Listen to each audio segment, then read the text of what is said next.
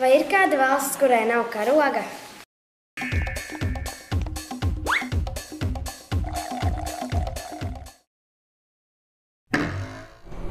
Valsts bez karoga, nezinu vismaz tādu. Nezinu. Nezinu tādu, pasaku godīgi. Pirmā brīdī liktos, ka Vatikānam varbūt nav, bet izrādās, ka ir Vatikānam. Pēc tam sāku domāt.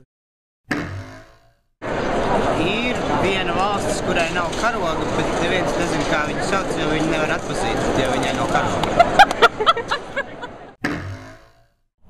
Iespējams, ka ir kāda afrikāņu cilts, kas karoga vietā izmanto meiteņu bruņķus.